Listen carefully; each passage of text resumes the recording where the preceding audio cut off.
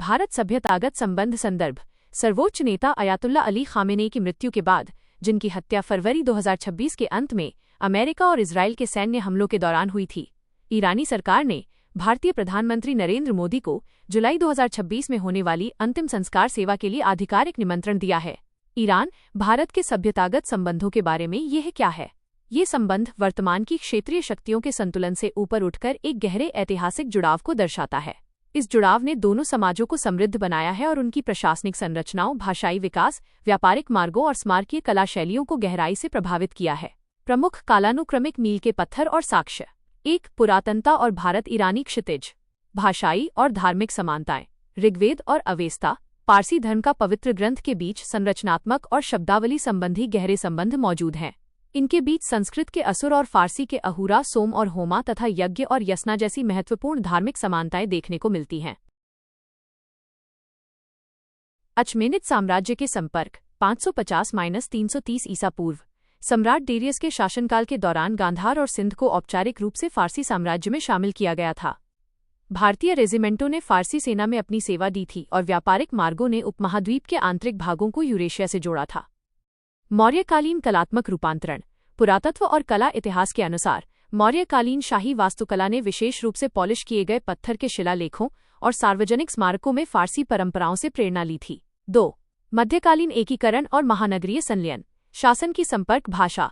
दिल्ली सल्तनत और मुगल साम्राज्य के उदय के साथ फारसी भाषा भारत में कूटनीति, कानून और बौद्धिक जीवन की मुख्य भाषा बनी, जिसे हिंदू और मुस्लिम दोनों प्रशासनिक वर्गों द्वारा इस्तेमाल किया जाता था। भारत फारसी स्थापत्य संश्लेषण।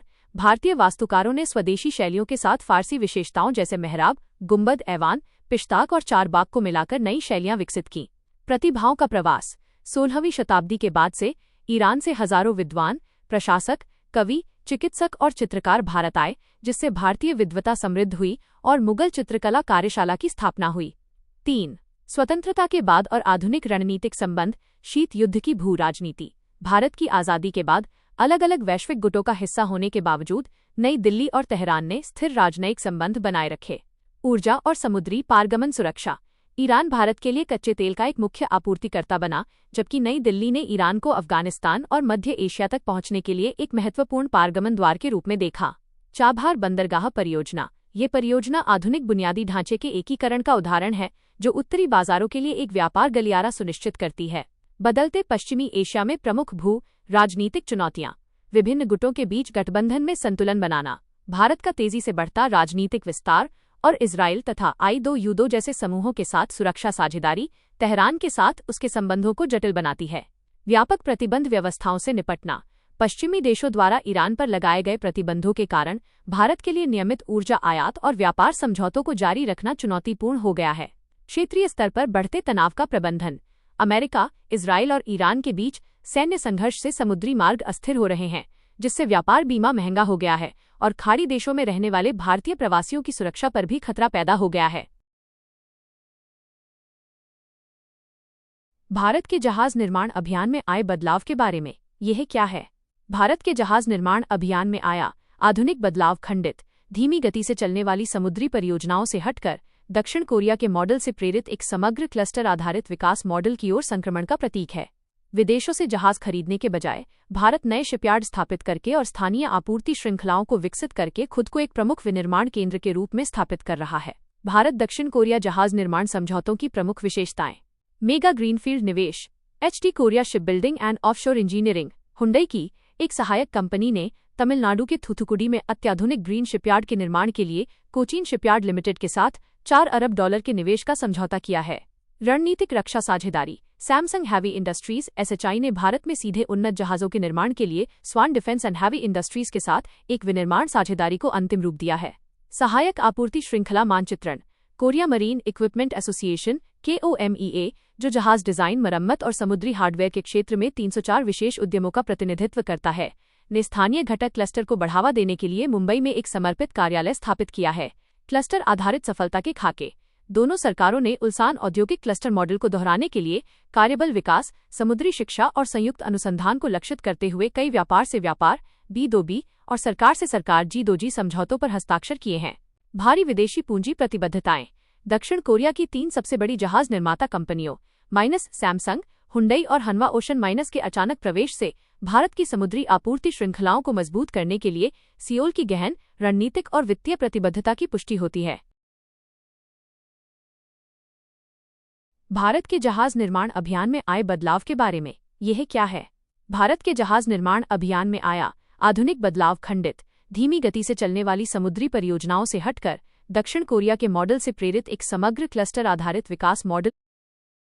भारत में जहाज निर्माण की वर्तमान स्थिति। स्पष्ट लक्ष्य। भारत के विकास के रोड मैप समुद्री विजन 2030 और समुद्री अमृतकाल विजन 2047 ने देश को 2030 तक शीर्ष 10 वैश्विक जहाज निर्माण देशों में और 2047 तक शीर्ष 5 देशों में स्थान दिलाने के लिए स्पष्ट लक्ष्य निर्धारित किए हैं। समर्पित वित्तीय तंत्र। राज्य ने विदेशी प्रत्यक्ष निवेश को आक्रामक रूप से आकर्षित करने के लिए समुद्री विकास कोष, जहाज निर्माण विकास योजना और जहाज निर्माण वित्तीय सहायता नीति सहित विशेष राजकोषीय तंत्र शुरू किए हैं। समुद्री क्षेत्र के लिए समर्पित गैर बैंकिंग वित्तीय कंपनी का शुभारंभ। संरचनात्मक ऋण संकट को कम करने के लिए राज्य ने Sagarmala finance corporation limited (SFCL) की स्थापना की, जो समुद्री क्षेत्र के लिए भारत की पहली समर्पित गैर बैंकिंग वित्तीय कंपनी के रूप में कार्य करती है। रणनीतिक परियोजना अनुमोदनों का विस्तार। देश ने तमिलनाडु में अरबों डॉलर की ग्रीनफील्ड शिपयार्ड परियोजना के लिए त्वरित सैद्धांतिक मंजूरी देकर नियामक गति में बदलाव का प्रदर्शन किया है, जिससे पता चलता है कि पारंपरिक अनुमोदन संबंधी बाधाओं को दूर किया जा सकता है। जहाज निर्माण क्षेत्र से जुड़ी प्रमुख चुनौतियां। एक अत्यधिक खंडित औद्योगिक पारिस्थितिकी तंत्र। भारत में वर्तमान में सहायक समुद्री आपूर्तिकर्ताओं का एक व्यापक स्थानीयकृत नेटवर्क नहीं है, जिसके कारण शिपयार्ड आयातित घटकों पर निर्भर रहने के लिए मजबूर हैं, जिससे विनिर्माण लागत बढ़ जाती है। लगातार बनी रहने वाली नियामक और कानूनी नीतिगत कमियां। समुद्री नियमों में दीर्घकालिक स्थिरता की कमी और अप्रत्याशित कानूनी समय सीमाएं बहुवर्षीय परियोजनाओं के दौरान विदेशी निवेशकों के विश्वास को कम कर सकती हैं। विशेषीकृत तकनीकी मानव पूंजी की कमी। घरेलू कार्यबल में अत्याधुनिक स्वचालित जहाज डिजाइन और उन्नत समुद्री इंजीनियरिंग ज्ञान का पर्याप्त अनुभव नहीं है, जिससे कौशल में एक महत्वपूर्ण अंतर पैदा हो रहा है। घरेलू औद्योगिक पूंजी की उच्च लागत।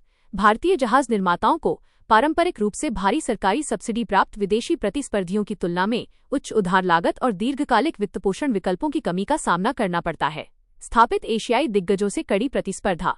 प्रमुख गहराई से समेकित वैश्विक जहाज निर्माण साम्राज्यों माइनस विशेष रूप से चीन माइनस के खिलाफ प्रतिस्पर्धा करना भारत के उभरते जहाज निर्माण स्थलों के लिए एक बड़ी बाजार चुनौती पेश करता है।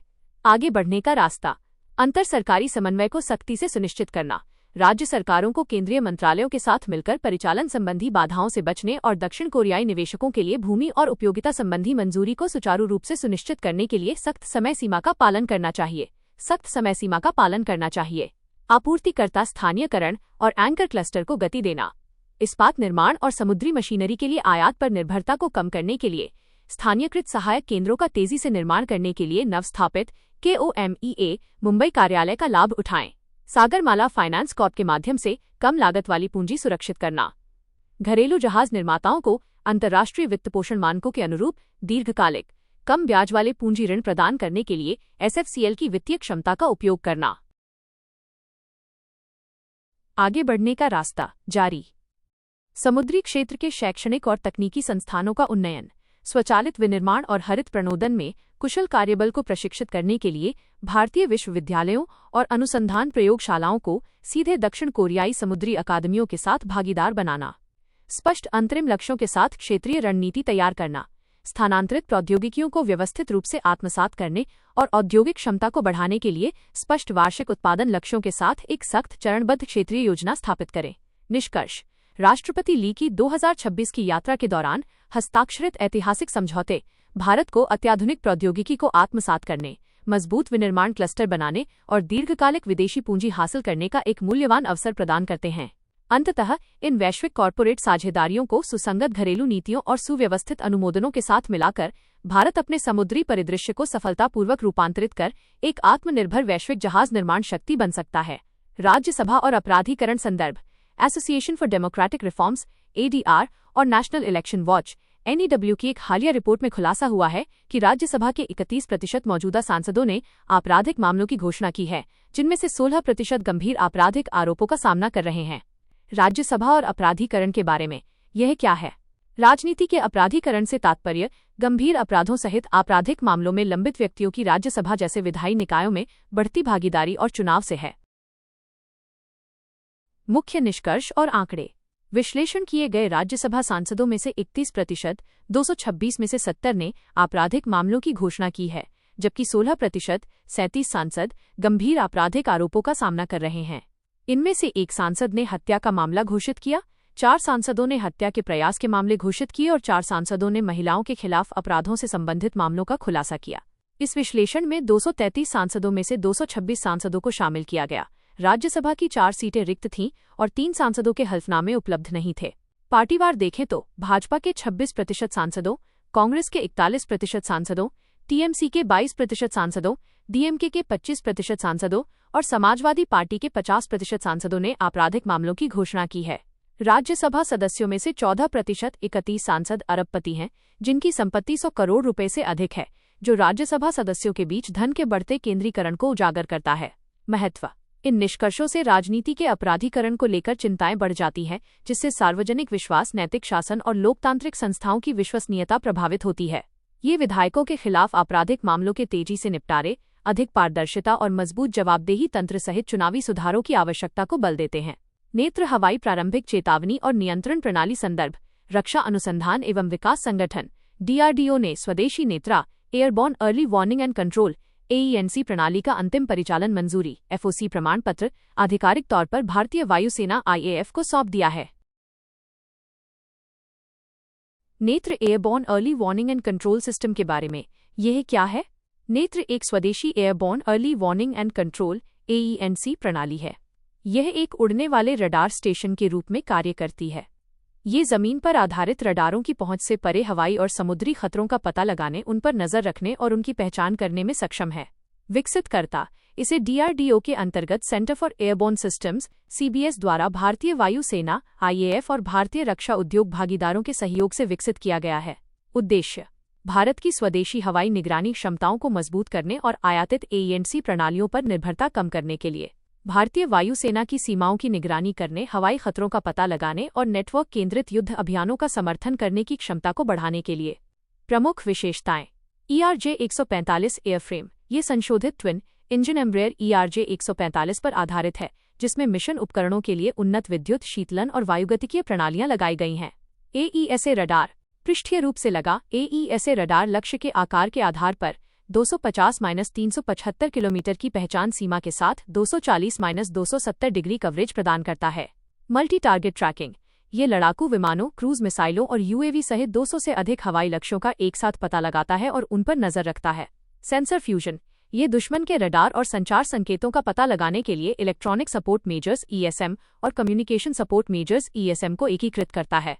विस्तारित सहन शक्ति। इसमें in flight refuelling IFR probe लगा है, जो लंबी हवाई निगरानी मिशनों को संभव बनाता है।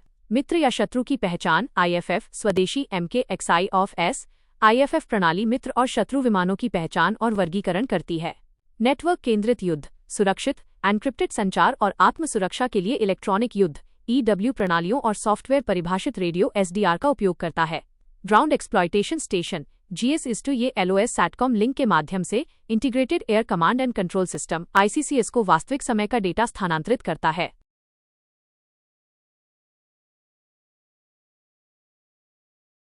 नेत्र airborne early warning and control system का महत्व। नेत्र ने 2019 के बालाकोट हवाई हमलों, 2020 के भारत चीन गतिरोध और ऑपरेशन सिंदूर 2025 के दौरान अपनी परिचालन प्रभावशीलता साबित की है। अंतिम परिचालन मंजूरी FOC प्राप्त करने से भारत उन चुनिंदा देशों में शामिल हो गया है जो स्वदेशी हवाई प्रारंभिक चेतावनी और नियंत्रण AENC प्रणाली विकसित करने और संचालित करने में सक्षम हैं। AIR सुविधा 2.0 पोर्टल संदर्भ। नागरिक उड्डयन मंत्रालय और दिल्ली अंतर्राष्ट्रीय हवाई अड्डा लिमिटेड DIAL ने अंतर्राष्ट्रीय आगमन यात्रियों के लिए ऑनलाइन स्वास्थ्य जांच पोर्टल एयर सुविधा 2.0 का शुभारंभ किया है। AIR सुविधा 2.0 पोर्टल के बारे में यह क्या है? एयर सुविधा 2.0 एक उन्नत, पूरी तरह से संपर्क रहित और कागज रहित यात्री स्वास्थ्य स्वघोषणा वेब पोर्टल है। ये एक डिजिटल स्वास्थ्य चेकपॉइंट के रूप में कार्य करता है, जो भारत में संक्रामक रोगों के सीमा पार संचरण को रोकने के लिए आने वाले अंतर्राष्ट्रीय यात्रियों की स्क्रीनिंग को स्वचालित करता है। इसमें शामिल संगठन नागरिक उड्डयन मंत्रालय और दिल्ली अंतर्राष्ट्रीय हवाई अड्डा लिमिटेड DIAL द्वारा संयुक्त रूप से शुरू किया गया। AIR सुविधा 2.0 पोर्टल के उद्देश्य और विशेषताएं। उद्देश्य इस पोर्टल का उद्देश्य भारत में सभी प्रवेश बिंदुओं POE पर सार्वजनिक स्वास्थ्य निगरानी को मजबूत करना है। ये पोर्टल पारंपरिक पेपर स्क्रीनिंग को प्रतिस्थापित करता है। ये उच्च जोखिम वाले इबोला संचरण क्षेत्रों से आने वाले या वहां से गुजरने वाले जोखिम वाले यात्रियों की पहचान करने, उन पर नजर रखने और उन्हें अलग करने पर ध्यान केंद्रित करता है। ये हवाई अड्डे पर आगमन के दौरान एक तेज और निर्बाध अनुभव सुनिश्चित करता है। पोर्टल की प्रमुख विशेषताएं: अनिवार्य डिजिटल स्व-घोषणा। सभी आने वाले अंतर्राष्ट्रीय यात्रियों के लिए एक ऑनलाइन स्व-घोषणा पत्र SDF भरना आवश्यक है, जिसमें 21 दिनों का विस्तृत यात्रा इतिहास, जोखिम के संपर्क में आने का खतरा और सक्रिय लक्षणों का विवरण शामिल होता है। अग्रिम समय सीमा: यात्री भारत में अपने निर्धारित आगमन से 24 घंटे पहले तक पोर्टल पर जाकर अपने स्वास्थ्य संबंधी रिकॉर्ड दर्ज कर सकते हैं। संपर्क रहित QR और PDF सत्यापन: आगमन पर कागजी कार्रवाई की आवश्यकता समाप्त हो जाती है, क्योंकि यात्री केवल डाउनलोड की गई डिजिटल PDF या QR रसीद निर्धारित अंतर्राष्ट्रीय यात्रा स्वास्थ्य डेस्क या आव्रजन काउंटर पर दिखा सकते हैं। एकीकृत बहु एजेंसी डेटा पाइपलाइन: एक स्वचालित वास्तविक समय डेटा साझाकरण नेटवर्क संचालित है, जो हवाई अड्डा स्वास्थ्य अधिकारी, PHO, आव्रजन ब्यूरो, राज्य निगरानी अधिकारी और एकीकृत रोग निगरानी कार्यक्रम IDSP के बीच डेटा स्ट्रीम करती है। महत्व: IDSP के साथ एकीकरण से यात्रियों की सीमा शुल्क निकासी से पहले स्वास्थ्य अधिकारियों को सतर्क करके त्वरित संगरोध, चिकित्सा रेफरल और संपर्क ट्रेसिंग संभव हो पाती है। यह मानकीकृत डिजिटल स्क्रीनिंग प्रणाली भारत के सीमा स्वास्थ्य उपायों को WHO के IHR 2005 के अनुरूप बनाती है, जिससे वैश्विक स्वास्थ्य आपात स्थितियों के लिए तैयारियों को मजबूती मिलती है। Project Hawkeye. संदर्भ: जम्मू और कश्मीर पुलिस ने अनंतनाग जिले में श्री अमरनाथ जी यात्रा 2026 के लिए प्रोजेक्ट हॉकआई नामक एक प्रौद्योगिकी आधारित सुरक्षा पहल शुरू की है। प्रोजेक्ट हॉकआई यह क्या है? प्रोजेक्ट हॉकआई एक उन्नत प्रौद्योगिकी आधारित सुरक्षा और निगरानी प्रणाली है, जिसे धार्मिक पारगमन गलियारों की सुरक्षा के लिए तैनात किया गया है। ये उच्च ऊंचाई वाली हवाई ट्रैकिंग को जमीनी स्तर के बायोमेट्रिक सिस्टम, विशेष सामरिक इकाइयों और मजबूत स्थिर निगरानी चौकियों के साथ मिलाकर एक निर्बाध निगरानी चक्र बनाता है। आयोजन एजेंसी: इस पहल की परिकल्पना, क्रियान्वयन और प्रबंधन जम्मू और कश्मीर पुलिस बल के अनंतनाग जिला पुलिस द्वारा किया गया है। उद्देश्य और लक्ष्य: निरंतर सतर्कता, यात्रा मार्ग के संवेदनशील क्षेत्रों में 24 घंटे 7 दिन निगरानी प्रदान करना। निवारक सुरक्षा: सुरक्षा बलों द्वारा त्वरित कार्रवाई के लिए संदिग्ध गतिविधियों का शीघ्र पता लगाने में सक्षम बनाना। सुरक्षित तीर्थयात्रा: तीर्थयात्रियों की सुरक्षा, प्रभावी भीड़ प्रबंधन और यात्रा का सुचारू संचालन सुनिश्चित करना। प्रमुख विशेषताएं: एरियल ड्रोन ग्रिड: ये मार्ग के प्रमुख स्थानों पर 5 उन्नत ड्रोन तैनात करता है, ताकि कमांड केंद्रों को लाइव हवाई निगरानी फुटेज भेजी जा सके, जिससे स्थिति की बेहतर जानकारी प्राप्त हो सके। चेहरे की पहचान प्रणाली FRS ISTO: यह महत्वपूर्ण यातायात मार्गों पर अत्याधुनिक FRS सॉफ्टवेयर को एकीकृत करती है, ताकि यात्रियों के प्रोफाइल का मिलान किया जा सके और वास्तविक समय में ब्लैकलिस्टेड या संदिग्ध संस्थाओं को स्वचालित रूप से चिन्हित किया जा सके। प्रोजेक्ट हॉकआई शेष विशेषताएं और महत्व: उच्च घनत्व CCTV कवरेज: यह संवेदनशील परिवहन खंडों पर स्थित 416 उच्च रिजोल्यूशन CCTV कैमरों के नेटवर्क का संचालन करता है। मचान मोर्चे प्रतीकात्मक चौकियां: ये अत्यधिक संवेदनशील या ऊंचे स्थानों पर रणनीतिक रूप से स्थित 28 अवलोकन चौकियां स्थापित करता है, जो जमीनी बलों के लिए स्थिर निगरानी टावरों के रूप में कार्य करती हैं। शार्प शूटर तैनाती: यह 22 विशेष रूप से प्रशिक्षित स्नाइपर टीमों को निर्दिष्ट ऊंचे स्थानों पर तैनात करता है, ताकि आतंकवाद विरोधी विशेष सहायता और तत्काल सामरिक प्रतिक्रिया क्षमता प्रदान की जा सके। महत्व: यह ड्रोन FRS और AI सक्षम कैमरों का उपयोग करके सुरक्षा को प्रतिक्रियात्मक से निवारक पुलिसिंग में बदलता है। महत्व: ये हवाई और जमीनी निगरानी को मिलाकर अंध क्षेत्रों को खत्म करता है और हिमालय के कठिन इलाकों में निर्बाध निगरानी सुनिश्चित करता है। कश्मीर का सूफियाना संगीत। संदर्भ: जम्मू और कश्मीर के मुख्यमंत्री ने केंद्रीय संस्कृति मंत्रालय को कश्मीर के सूफियाना संगीत को यूनेस्को की अमूर्त सांस्कृतिक विरासत ICH सूची में नामित करने का प्रस्ताव भेजा है। ये क्या है? कश्मीर का सूफियाना संगीत, जिसे सूफियाना मौसीकी या सूफियाना कलाम के नाम से भी जाना जाता है, शास्त्रीय गायन प्रसंग संगीत का एक विशिष्ट रूप है। यह एक अत्यंत संरचित रहस्यमय कला शैली है जो भक्तिमय कविता, शास्त्रीय धुन और दर्शन का मिश्रण है। ये फारसी, मध्य एशियाई और भारतीय शास्त्रीय संगीत प्रणालियों के बीच एक अनूठा सेतु का काम करती है। संबंधित क्षेत्र: यह कला शैली पूरी तरह से स्वदेशी और जम्मू और कश्मीर केंद्र शासित प्रदेश की कश्मीर घाटी तक ही सीमित है। ऐतिहासिक रूप से इसे बडगाम, श्रीनगर और अनंतनाग में स्थित कुछ चुनिंदा जीवित घरानों, पारंपरिक संगीत वंश या स्कूल द्वारा संरक्षित और आगे बढ़ाया जाता है। इतिहास और सांस्कृतिक मिश्रण। उत्पत्ति। ये कला शैली कश्मीर में पूर्व इस्लामिक संगीत प्रथाओं की निरंतरता के रूप में 14वीं और 15वीं शताब्दी के बीच उभरी। सभ्यतागत संश्लेषण। मौजूदा स्थानीय प्रणालियों को प्रतिस्थापित करने के बजाय आने वाली परंपराएं स्वदेशी प्रथाओं में विलीन हो गईं। यह फारसी, इस्लामी और शैव दार्शनिक विचारों के दुर्लभ सांस्कृतिक संश्लेषण का प्रतिनिधित्व करती है। मध्य एशियाई प्रभाव। जैसे जैसे कश्मीर व्यापक इस्लामी दुनिया के लिए खुला, ईरान, बुखारा और समरकंद जैसे क्षेत्रों से आने वाले सूफी संतों, विद्वानों, कारीगरों और संगीतकारों ने नए संरचनात्मक विचार पेश किए, जिन्होंने कश्मीर के अद्वितीय शास्त्रीय संगीत को आकार दिया। सूफियाना संगीत की प्रमुख विशेषताएं। कोरस और बहुवाद्य यंत्र समूह। इसका प्रदर्शन 5 से 7 संगीतकारों के एक समूह द्वारा किया जाता है, जो एक साथ गायक और वादक दोनों की भूमिका निभाते हैं। संरचनात्मक क्रम। अधिकांश रचनाएं वाद्य संगीत से शुरू होती हैं, जिसके बाद एक छोटी कविता बिना ताल के मुक्त हाथ से गाई जाती है। मुख्य गीत, जिसे बायत कहा जाता है, दोहे के रूप में प्रस्तुत किया जाता है, जो एक निर्धारित मकाम और ताल लयबद्ध चक्र का सख्ती से पालन करता है। मकाम प्रणाली। भारतीय रागों की तरह ये संगीत भी फारसी शास्त्रीय परंपराओं में निहित मकामों से बंधा हुआ है। ऐतिहासिक रूप से लगभग 50 विशिष्ट मकामों का दावा करते हुए आज केवल 20 से 25 का ही सक्रिय रूप से अभ्यास किया जाता है। लयबद्ध प्रगति। प्रदर्शन व्यवस्थाएं एक गणितीय अनुक्रम का अनुसरण करती हैं, जहां सबसे लंबे तालों, समय चक्रों के बाद धीरे धीरे छोटे ताल आते जाते हैं। विशेष ध्वनिक वाद्ययंत्र। ये समूह पारंपरिक वाद्ययंत्रों की एक विशिष्ट श्रृंखला का उपयोग करता है, जिनमें से प्रत्येक की अपनी अनूठी ध्वनि गुणवत्ता होती है, जो उसके अद्वितीय आकार और तारों की संख्या से निर्धारित होती है। इनमें नेय, बांसुरी का एक प्रकार, हारमोनियम, रबाब, तबला और सितार शामिल हैं। 100 तारों वाला संतूर। इस प्रस्तुति का मुख्य आकर्षण सूफियाना संतूर है, जो एक अनूठा कश्मीरी वाद्य यंत्र है, जिसमें त्रिकोणीय आकार के 3 पैरों वाले स्टैंड पर 100 तार लगे होते हैं।